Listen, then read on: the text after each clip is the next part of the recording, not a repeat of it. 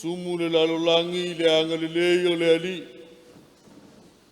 Le afionga o le ali na whai ai le lani. I e suafal tama male alo male ngang Paia.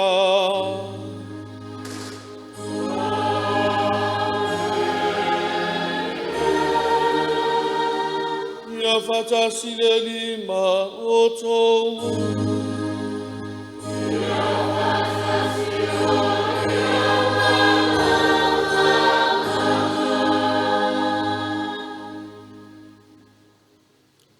Nei to ole mau. Pe soli tapu le mota nai pulo lou. Aia. Le fasu finga ma le lofi sao tupu na ua I tai mauta fono le ap. Ua ngā fuata. Peo le tala ia Paia tea ma Paia lala. Whai lo leo, ma fionga tau moli o le tamale mtanga luenga. Le fionga ia patele e siolo te vanga sua. O leo whamatua i le ngā luenga, I le mtanga luenga Ioane le so Pele. E whatalo whatua I le nu o le atua, ua poto I le nei tai au. Ha whelua ia fionga I ti a kono ma whale tua. Le tai fono ma le au waa mtanga luenga. Le loa le nu o le atua o tātou wheiloa I maa inga fisila whai se I wha mapue le alofa lau sasa o le atua I ate ui maa. I le wha ngalo ina le tapua inga le tamaa le pureanga. Wha wheiloa ia I lana fionga le ake pukapo Mosesi. Le loa le pureanga sa moa apia.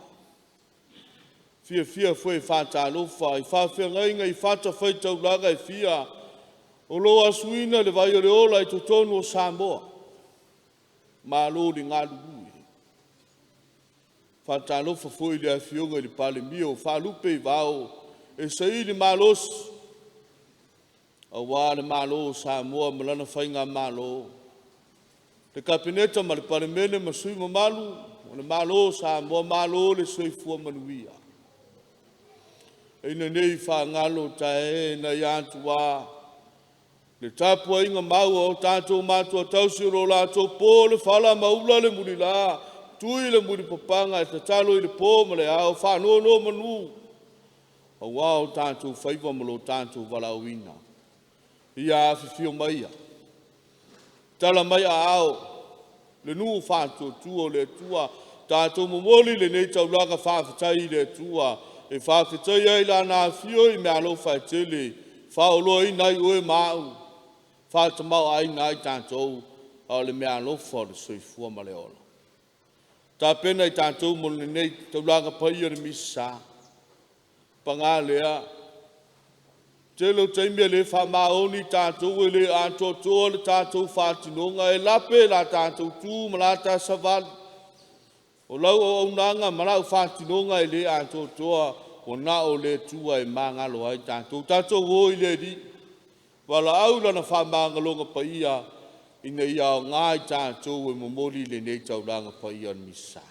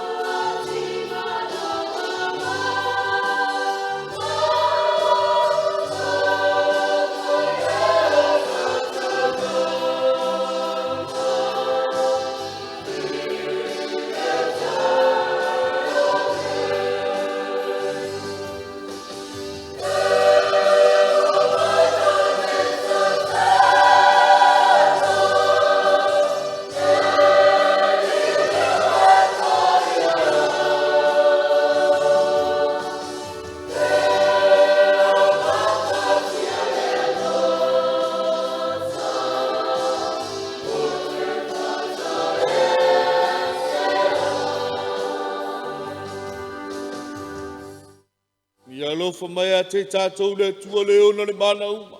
Whamagalo mai a tātou ang salam tai tai atu tātou i le ola e whāwawau. Gloria in excelsis Deo.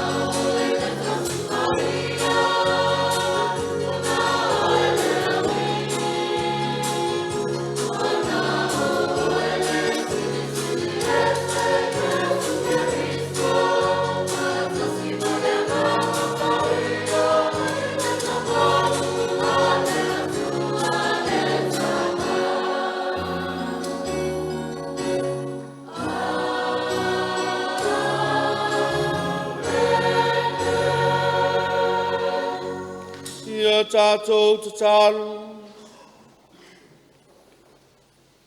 le atua ma manae ma le soifua e whāwawau, fua i mai ai mātou le mālosi fōu, mai le loto tele o keriso, lo mātou leo māmoi, mai e tai tai mātou, le ia mātou māfuta ma le au pa ia i le langi, le o soifua ia ma pule whātas mo e ma le nganga pa ia o le tua e tōtas, mo le whāwawau lava.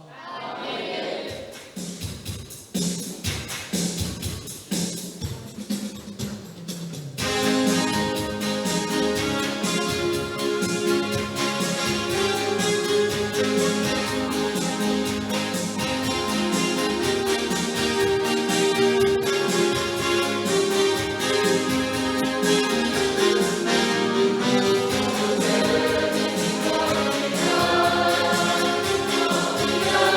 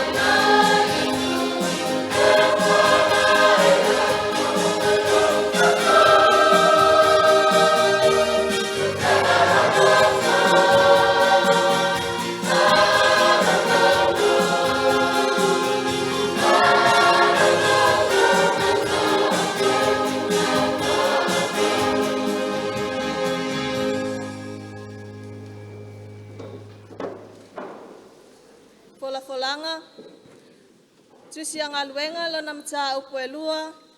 Fola fola ai mai le fai upe sfulu ma le fa. Si le fai upe tolu sfulu ma le ono. Fa wa le fa sfulu ma le tasi. O le matua.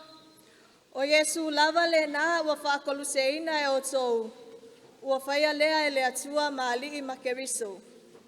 Ngā luenga lo nam ta upo e lua. Fola ai ma le fai upo e sifulu ma le faa. Si i le fai upo e tolu sifulu ma le ono. Fa awao le faa sifulu ma le tasi. Sila i le fai upo e tolu sifulu ma le ono. Ona tūlai leo pe teru. A toa ma le toa tino anga fulu ma le toa tasi. Ua fai atu ma le leo tele ia te ila tou. Se mai, o tou iu tai ai. A toa foi ma e wano nofo i Yerusalema umalava. Ia iloa e o tou le nei mea. Ma ia whafufonga mai ia upu.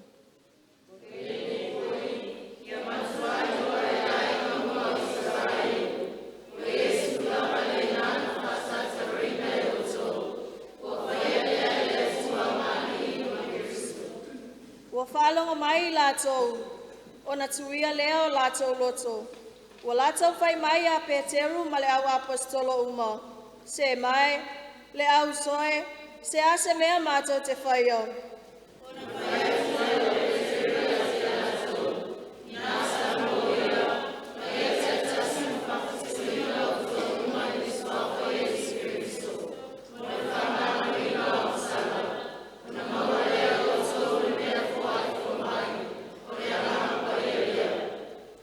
Wao ia te o tou ma o tou, whanau le mea ua fola ina mai. A toa mai o mamau malava, o i lato uma e wala awina e le alii lo ta toa tua.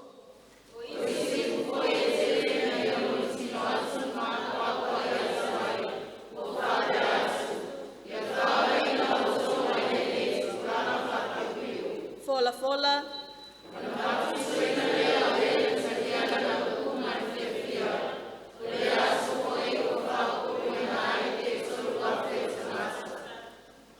Ole upu, ale alii.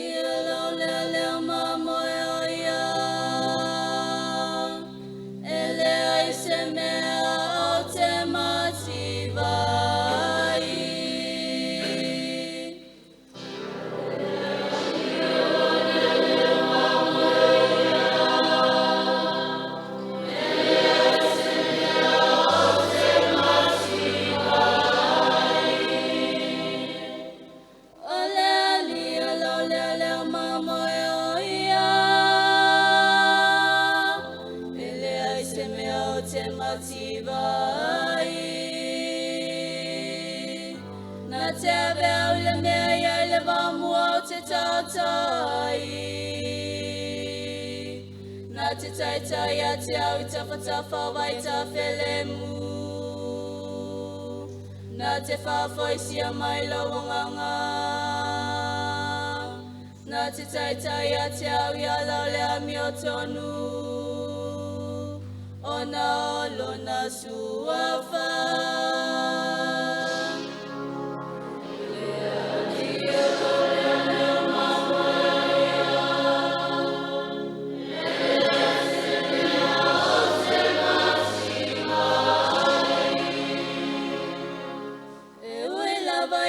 Savali le vanua le ata le ati.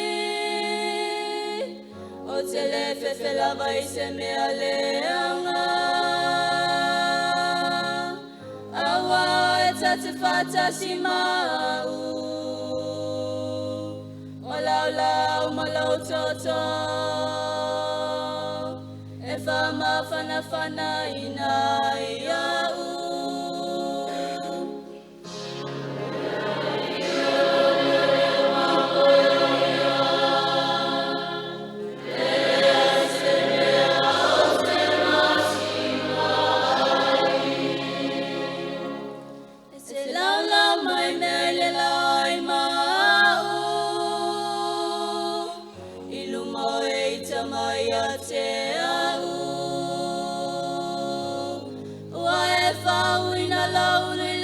wau ua tau masua sua la uipu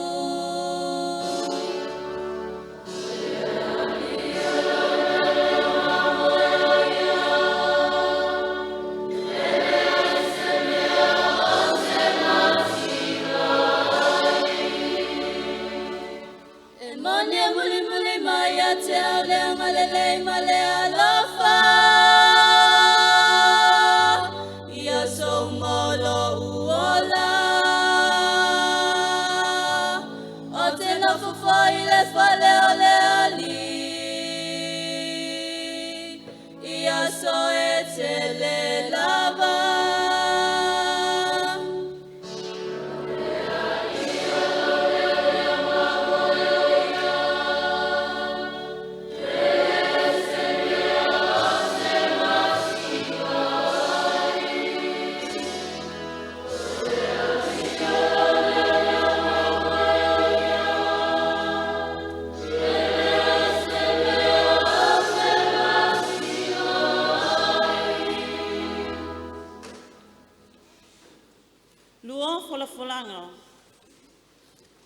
Mua Peteru lona mta upelua a mata fola fela fola mai lona fai upelua sefulu fa wau ile lua sefulu malima ole matua o tau sa fa pe o mamoe na se a ole nei wata ni mai o tau ile na tele o leoina matausia o tau wanganga mua Peteru lona mta upelua a mata fola lona fai upu e lua sefulu, fa wau le lua sefulu malima.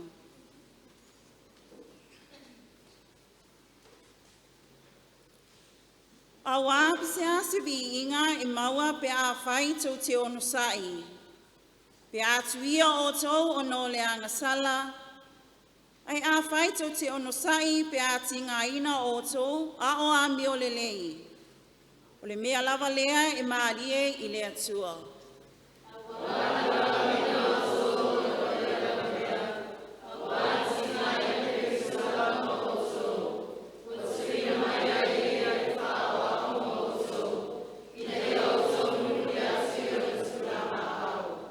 O le na lea ngasala lava, na le iloa foi si pepelo i lona fofonga. O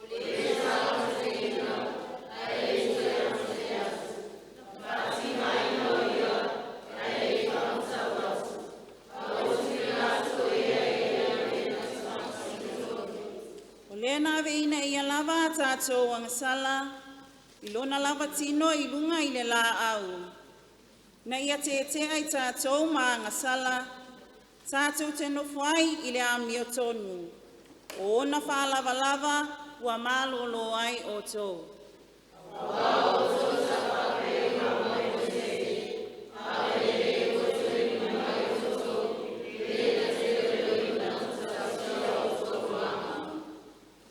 Ole upu ale ali.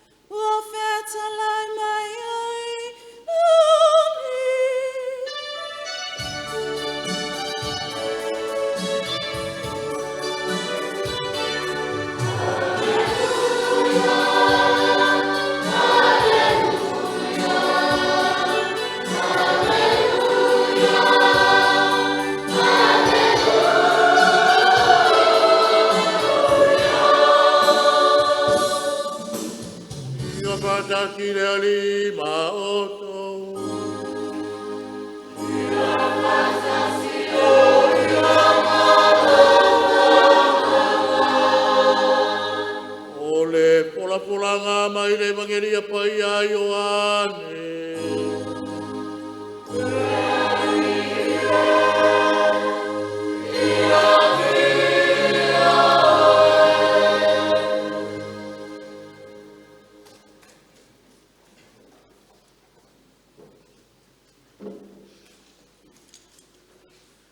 Lona mata upo te fulu. Pai upu mua pa wau li te fulu. Wau nei o le fai toa o mamoe. E moni, o te fai atu ia te o tou, o lele ui atu i le fai toa i te tonu o le loto a mamoe. Ai aluae iai ke taki mea, o le ngaoi lea ma le whau mea. A o leo i atu i le whai toa, o le leo mamoe lava o lea. E tō mai a te ia le pui e leo whai toa, e whaalongo fōi mamoe i lona leo. E wala au e ia i ana lava mamoe i o lātou ingoa, nā te tai atu fōi a te i lātou. Pe atu ina atu e ia na lava mamoe, e mua atu o ia iai. O na muri atu lea o mamoe ia te ia. A wāua lātou i loa lona leo. Ai le muri atu i te leo te tangata ese, a wae totola ese ia te lātou. A wā lātou te leiloa leo tangata ese. Ua whetala iatu e tu ia te lātou le nāwhata oto.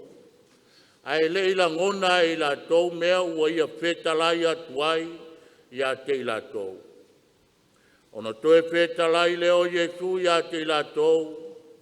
E moni, o te whai atu ia te o tou, o au nei o le whai totoa o mamoe.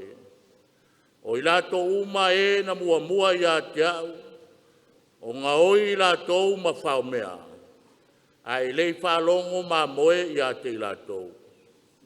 O au nei le whai totoa, a whai ui mai te taki ia te au, e whaola ina ia, e alu atu mauru whafo, e maua fōi e ia le mea ai. O le ngaoi, e le ai te taki mea e tawai na o na ngaoi. Mawhasi, mawhau matia, ua au sau, ina ia lātou maua leola, ia maua atili ai lava. O le talalele ia le ali,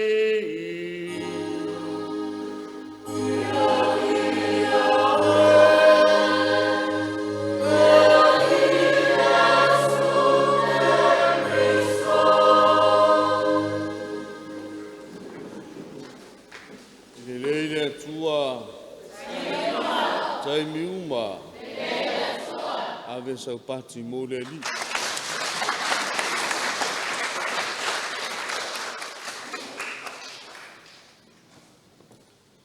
Pe mai le tala o le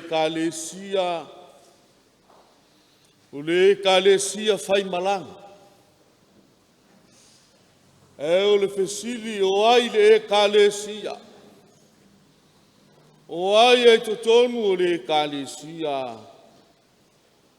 kalesia o oe. O a. Mai tātou uma o tātou o le kalesia e whai malanga, ma e whai malanga pēa. Se ia o i le ola e whābaba. We are the Synodal Church and a Pilgrimage Church. E malanga pēa i tātou. A le whainga malanga whātasi, we journey together. We walk together. O le malanga sālana, o le whātuatua, a le e kalesia. E whameo lea whainga malanga, e iai lape, e iai tutupunga, e iai tāngutungutu o le ala. E iai lui tāu. E whea ngai pēa, mai tātou o mafue, o matangi malolosi, o wha ite, o mea nei e tutupu e whesoa inga ai le savalinga whare whātuatua. E lui tau ina ai, ma tofo ina ai tātou pōtu mauro tātou whātuatua i le tua. Pele ai. E whai mai a ma vai a wha ia, ma vai matangi malolosi ia o mafuie ma savili nei. Ngō tātou mata le iata o matango fi. Una folau malu leo le sa le malanga fa tutua. Awa ua toi tua polima maua tua na ia tu basa o tinga ma whaingata. Ua tātou mata le matango fi o le tua. Mai wa whātusa leo penga o pili e tau e whangota. Le soifua lau sa ma le alofa o le tua ia te oe maau. Luna alofa lufi lima le lei. Na te a pelea, na te umau, na te leo ia te oe lo ulfafo ma lo ulfai. Le kale sia o tato iai pe ngalu le seta. O le tala manino i le te tu manu malo Yesu Keriso, o le tala le fia, o le tala le manuia, le te tu manu malo le Yesu Keriso, o te tai au a fua i le whenga malanga le whātutua, e te pou ma te fono ai le upenga. Te te pena ai la ta ua whenga malanga o le whātutua, wha ofu ai tātou i le ofu fōu o Keriso. Tongo ai malama le tai au fōu, le moe fou, ma le aso fou, o se amatanga fou, new journey and a new beginning, new era. Le amatanga fou, o te wha fou wai tātou, o Yesu Keriso toi tū manu malo. E o le mōli o le pāseka, o whata ape ai le pōli uli, ma ua le mawhai ai e le pōli uli o na whaoa lo tātou malama. Ia lofa o le atua, ua ia whaasino i tātou, ma tai tātou malanga sā, i le ala o le manuia, le ala o le ola, ma le puna vai i o wha manu ianga uma. Tātou whalongolongo i whaitaunga le so. Tusi o ngā luenga. Ngā luenga la ua apostolo, na so oa le whau, ma le whau i ngā luenga le tala le leia Yesu Keriso. E meile la unga Peteru, ma le au so o filifilia. E o e tala i le tala le lei, o le tala ia Yesu Keriso. E mai walato ala langa matau manu o, tui malo fie, tui fai totoa, wha manatu i le nu o le tua, o Yesu wha koluseina, o Yesu pu'apu'a, o Yesu na whatinga ina masawa ina, wa vea mali ma whaola ma Keriso. O le whamapue nā le atua i lo nālo e toa tasi. Nā mai se i la vea i oe maa. E whamei le wala aua Peteru ra o apostolo. Salamo, fo i le li. Fo i le li i le nganga o le salamo moni. E mai upo le tusi. E pepese a ngelu o le langi le tangata e tasi a salamo ma foi. A le nganga foi lea ma le tau manu o le nu le tua ia te oe ma salamo. Repent. It's a calling to conversion. Changing. Good changes. Changing of hearts. Changing of mind. Changing of attitudes and behaviors. Suinga ia e mo mia le sui ma tātou woi le rii. I ne ia whapena na malanga whātasi ai tātou ma le tua. Hei mai salamo. E papatiso ina i o tau. Le suafo le tamā ma le alo ma le anganga pa. Ia e tue foi ai tātou i le rii. I le fia ma le oli.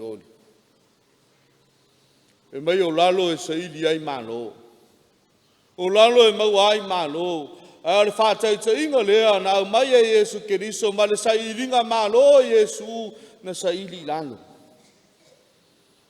Na saili lo ia ma le maho sia. Na saili le loto mawalalo. Na saili le sauaina ma le mafatia ma le pu'apu'a ngatia. Sailinga le na Yesu Keriso.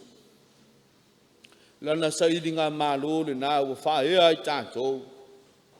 E wau mai ai ata manino i o le tamai mamoe na au mai le langi e la vea i tātou ma le pu'apu'a ngā o le oti ma le nofo polonga i le anga sala whasao loto ai tātou, ma tatala no tanga o le anga sala, ma le fia i nofo le pouli uli. E nuu whātu o tua le atua. O whaasino ala kiriso. O ia le tamai māmoe. O ia fōi o le leo māmoe le lei. Le ala na nā le pese leo tele le whaisalamo le nei tae au. E mai o le ali o leo māmoe o ia. E le ai se meo te mativa ai. O wa o mea uma o ia au maia. E tausi ai lo soifua o so mātou ola. O ia tā pena whawhine toanga. Luna lofa lau saa ia te oe maa. Au mai e ata manino o le leo māmoe le lei. O le fesili. O a winga, o a taanga, o a whatinonga le leo māmoe le lei le nu o le atua. E mai o le leo māmoe le lei. E tausi ana māmoe. E whawhanga i ana māmoe, e whainu i ana māmoe, e nā te a perepele ma aui ma wha perepele i ana māmoe.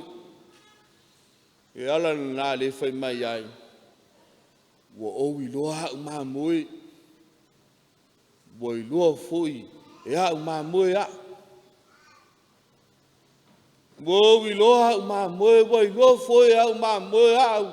Le whao ngā ino le tala whawhata oto. Le whao ngā ino le ngangana whātusa. Jesus uses a lot of metaphor. He speaks metaphorically to enhance the beauty of our faith.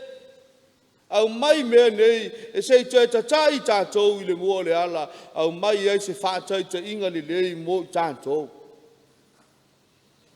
E mei wa au mai le mafutanga le leo māmoe le lei. Ma le lafu māmoe, wa mai e le ata. Whaata mai se mafutanga mawhanapana, se mafutanga wawalalata, i totonu o ainga. Nuu e kālesia ma le whainga mālo. Tai le lei, e leo māmoe le lei, na te whaamau popo ana māmoe. Na te tausi mpawhanga ma pui malawea. Le leo māmoe le lei, ma le tai le lei. E la unga i le alofa. E la unga i le alofa, e ola i le alofa, ma e tausi i le alofa, e savali i upu o le alofa. Whātai inga le lei lea, wau mai e Jesu Kiriso, o ia o le leo māmoe. Lona alofa, ma lona wha maoni, lona usitai, lona tama, na masoe ai le kolusi. E whapena fwoi le ata wao mai mo i tātou. O le leo māmoe le lei whai mai, a o ina luta, le whainga malanga, o le whātua, ma so ua, ma whea ngai, ma tinga, ma whainga tā, e mālo le alofa. E whaalongo ia i leo ana māmoe. E whaapele, ma whaapale, e ono sai e tali tinga, e manu mālolo nā lofa lawe ai. E mai e aapa ma whaola ma lawe ai, i se o fia maua se mapusanga, i se o fia maua se tō manga. Au leo fia maua foi se surfa inga, se me mapu iai tinga o leo langa nei, o whātusa iai le leo māmoe le lei. Le leo, e whai maola tanga o lona nuu. O le leo e whai ma mapusanga o le au rotu ma le kālesia. A se tai e mapu ai ma malu ai le malo sa moa. Tai le lei. Leo māmoe le lei. Pa tai e Jesu Kiriso. E mai le leo māmoe le lei. E whātino na whaiva. I le loto mawalalo. I le ami o tonu. O le wha maonu. O le anga malu, ma le taritonu, whātua atoa i le atua. O ia o le whātai muanga o mea uma marikuna anga o whāmanu ianga. E mai le leo māmoe le lei lava ia. Ma le tai le lei, e utu vai i le ali. E sa ili le li ma wha moe moe le li e momoli le li o na wha moe moe nga uma o na tiute mo na whaiva lona wala awina i nei e wha pēnā o na tai tai le nuu i le fia fia ma le manuia. E le wha moe moe i so na poto. E le wha moe moe i so na malosi o wa e alu alu lo na poto lo na malosi e ngata e muta e uma. Ai a tātou sa iri le li whai mai e puna e tama sua sua. Lo nā lofa e maua ai mea lofa le lei e tai tai ei le nuu o le atua. E mai le tusi o Peteru, tātou whanongolongo mwhai tau.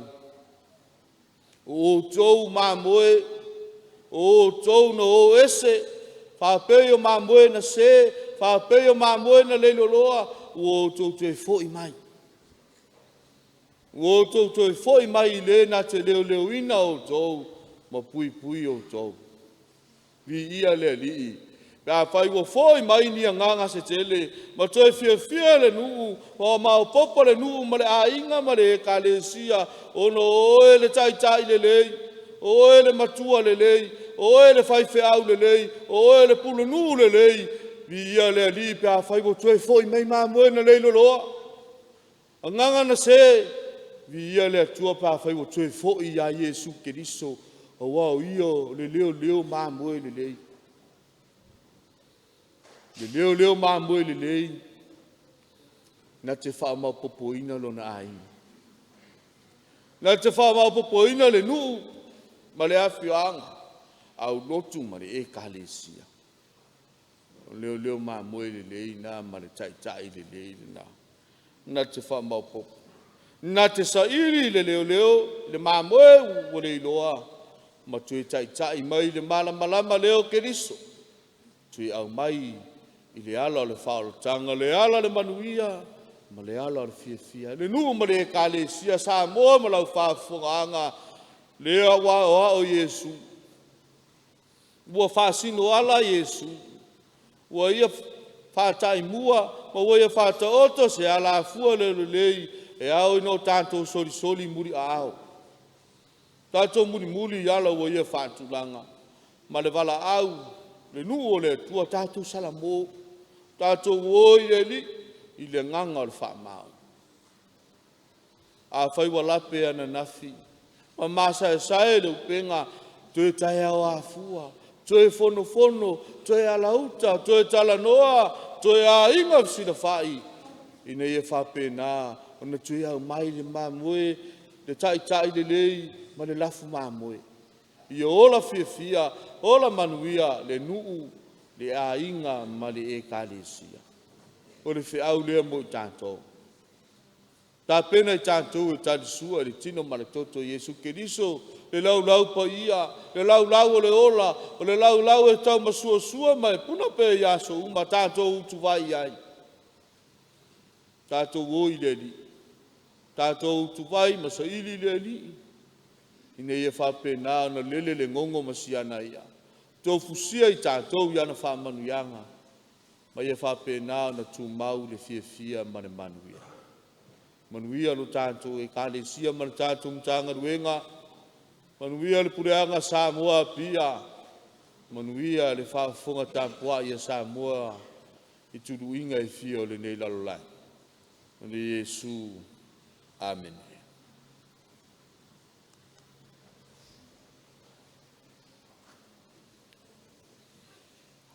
Ma e ono tātou whalongolongo ila na upu fola.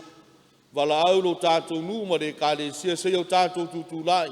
Ki tau tino ma whaidoa lo tātou whātua tua. Mātou te whātua tua i le tua e tua tasi.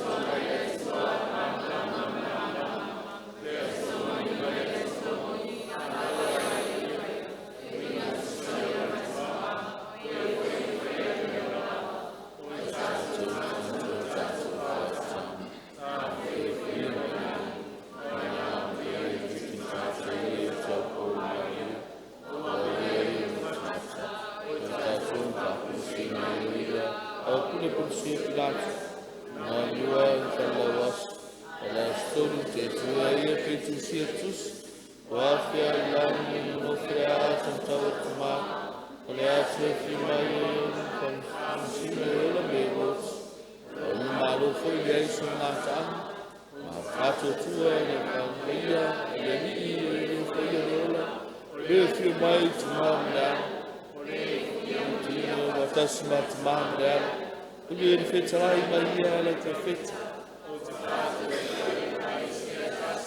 Ni paia kātiriko, ma apostoliko, tau tira tu patusonga tasi. Amen. O tatali te tua e notu, ma le ora tali. Amen. Mai ni tau tino whai holo tātou whātou tua, tātou tangi atu i le li, te ale tātou tarsanga whala wai tēri. I o tātou tālusia le tamā Paia, i whātumu ina pēla na outu, ma i a whuai le o la mālosi, ma le māloloina, le nganga ma le mawhawhau. O la tātou o lenga lea i le li. Le li e whawhumai. Tātou tālusia foi e pikopo umalawa, whapea ki o tātou aki e pikopo i a Mosese. Ia mawalo na mālosi i le tino, le nganga ma le mawhawhau. Tātou te talo ai foi mo si Taulaga, mo le lato ngā ruenga whai. A wāle whenga iai o i lato mo le tofinga o le awen, e whawhanga ina ai tātou. Ia mawaro lato mālosi, i le tino ma le nganga. O la tātou o lenga lea i le li. Tātou te talo, ia maua foi le mālosi e le whaao le mālo Samoa, a to ai ma kiona wharetua. O la tātou o lenga lea i le li. Le whawhumai. Tātou talo foi mo le li parimia, malona wharetua whape foi le kapineta, ai teinane foi le parimene atoa. I o lato maua pele malosi le tino, le anganga ma le mawhau. Ina ia taita ina ai Samoa. O la tātou o lenga lea i le li. Tātou talo mo te while mu o le lalolangi atoa ai mai te i to tonu o Samoa, i to tonu o Ainga, i to tonu o Nuku, i to tonu foi o e kale tia. O la tātou o lenga lea i le li. Tātou talo mo le nei Matagaluega, ia Lano, Asaga, whape foi Pu'apu'a. Ia maua le to'anga, ma ia whinau mo le atua ma lana tala le le. O la tātou o lenga lea i le li. Le upua launga ina e lana awauna, le o si Taulaga i le nei ato mo i tātou. Ia veo se upu e fua, ma ola i to tonu ia te tātou te tota.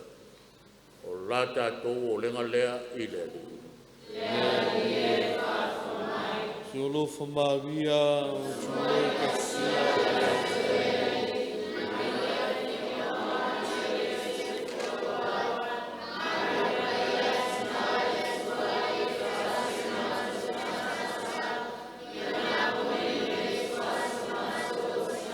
Le tua whawhanga tānoe i e lofa mataria mai mana o ngā lo whanau o wholosia i o ruma. Ono keriso lo tātou wari i.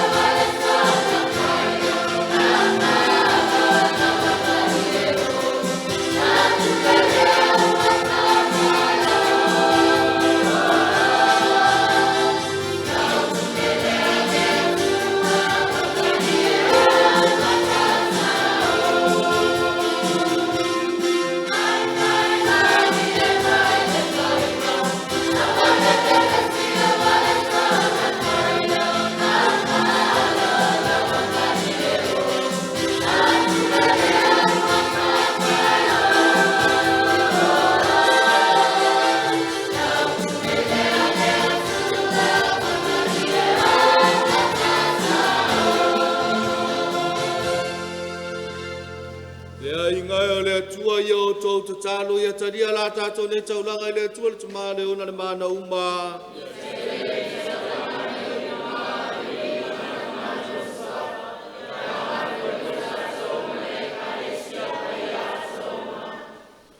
Lea lie te whafouina mātou ai nei misterio le seta. Ia vele ngaruenga whaitu mauolo mātou whaola, o mātou wala atu i le fia e whāwawau. La mātou o lenga le nei ona keriso lo tātou wari i. Ia whatasi le rima o tou. Ia whatasi o rima Ina sia ia o tou loto.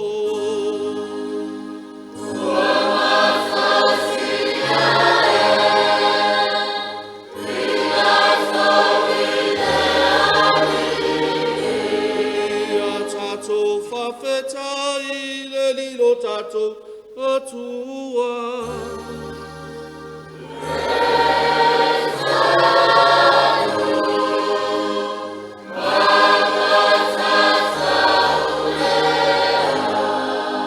E te mai o le tua soifu e whāwau mai o le malosi malaw. O se mitu mtanga whaia e mo mātou le whāwtai atu e ala atu ia Jesu Keriso lo mātou li. Mātou te vi atu e marifia fia whāsirisidia. I le nei wai tau sanga le seta, o na wawe Keriso la mātou taulanga o le paseka. O se tupulanga fōu o fōtuai mai ante ia, o le pulenga umi a le anga sala ua ngata. O se lalolangi ma le pelepe o toe whaafouina, o toe ato toa i nei winga o le tungata. O le fia o le toe tū o whaafou ai le lalolangi atoa, a o pesa tū mau au o le langi I lo vi inga.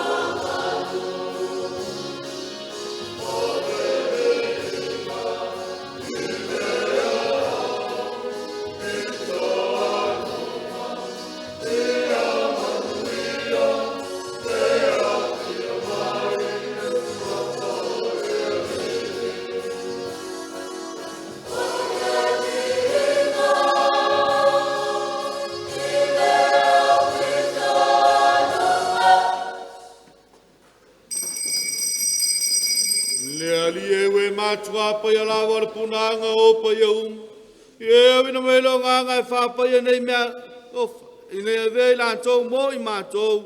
O le tino, ma le toto, lo mātou rio Jesu Keriso. A le tui nātou Jesu o tina ia talia lona lavu malie. Tango ia la reto ma vatu ya te oe. Tofu. Ya reto ma vatu lona uso ma whape atu. I nā whatangofi ia I o tō uma ma ai. O lo tino le nei, nā foi nātu mō tō.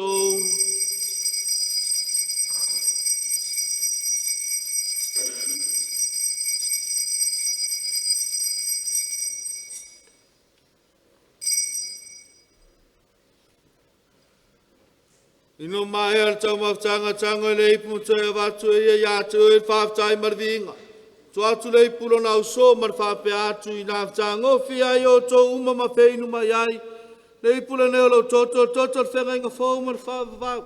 Le a whamaringi ina mo o tōm tangata tō tele mo le whamangalo ina o sala. I o tō whaia le nei sauninga ma whamana tunga o a u.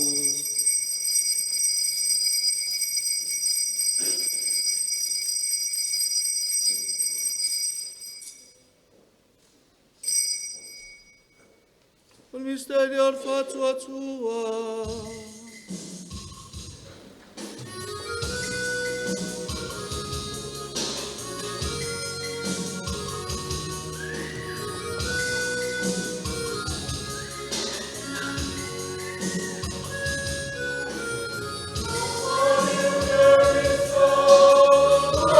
Oh,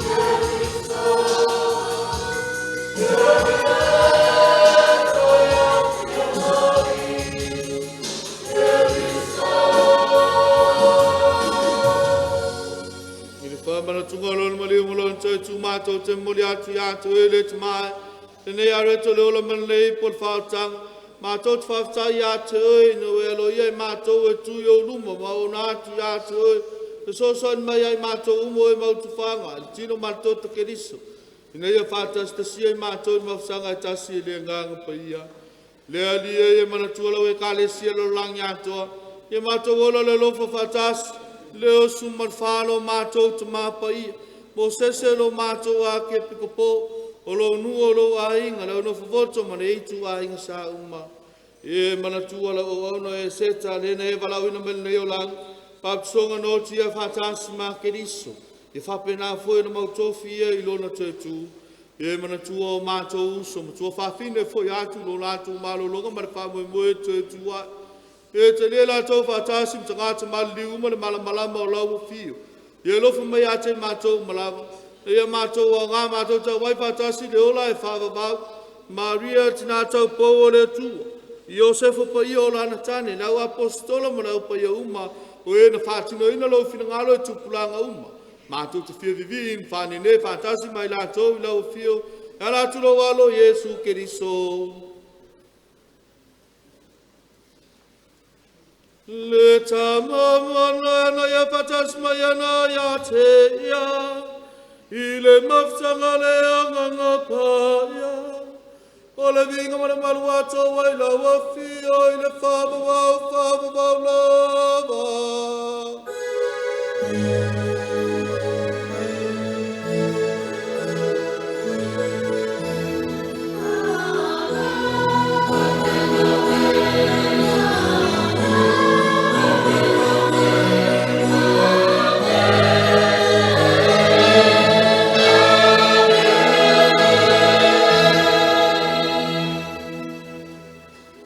Tātou te talo atu nei, le te talo na o mai lo tātou ria Iesu Keriso, ia i tātou.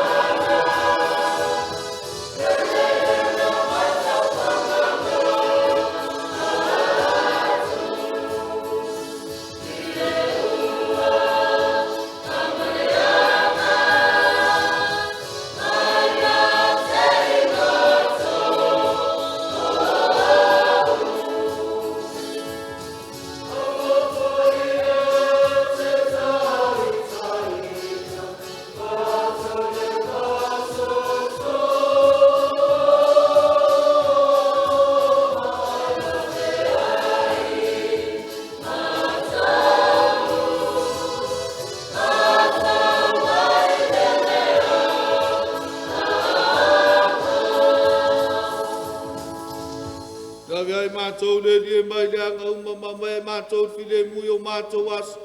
Lolo fa mutu tawale whasau mātou ma le anga sala pupia mātou mai atu nga uma. Mātou whatatari atu ma le whamu moe whiwhia. Mo le whio mai o lo mātou whaola o Iesu Keriso.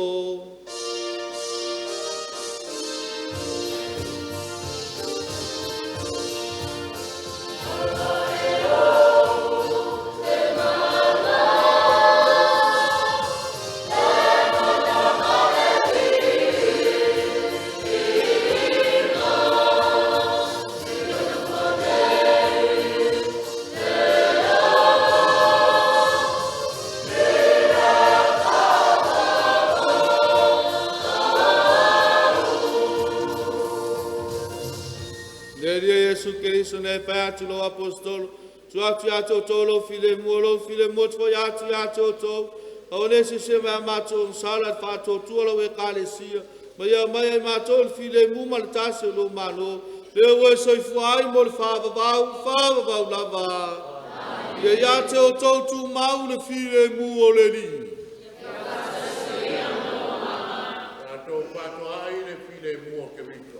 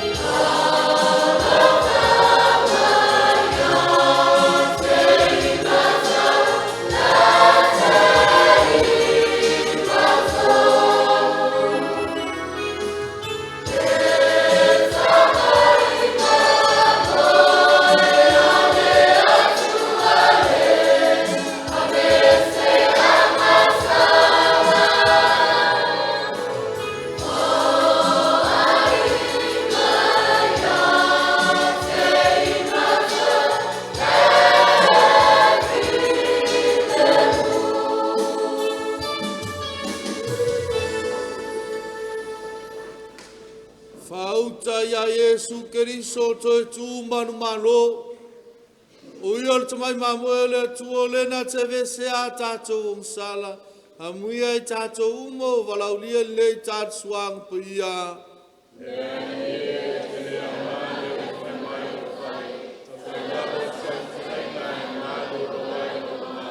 E tino matoto Keriso mo tanto wala yo lai favau. Amen.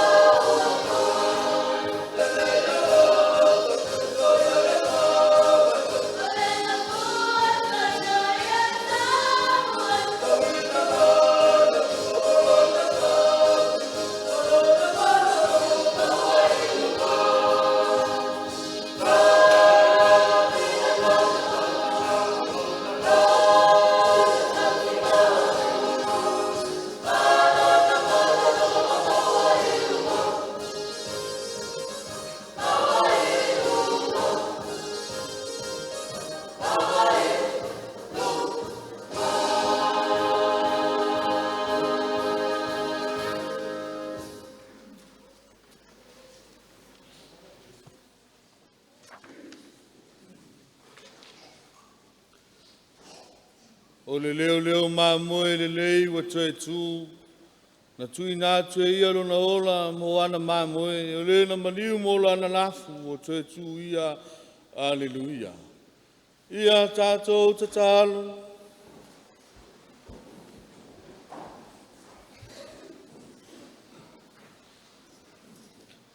Le tamae, le leo mamoe whāwawau. Ie leo la lafu mamoe, wa tongi o la ina i le toto keriso. Ie taina i mātou i le nuu o le fola. Whamanuia ia Samoa mai mātou umo o poto i le nei tai au. Whale i lātou mo wala au iai malanga maliu maleots. Maua i lātou na no fuanga i le ola e whāwawau. O la mātou o lenga le nei ono keriso lo tātou wari i. Amen. O atu saupati mo le ri.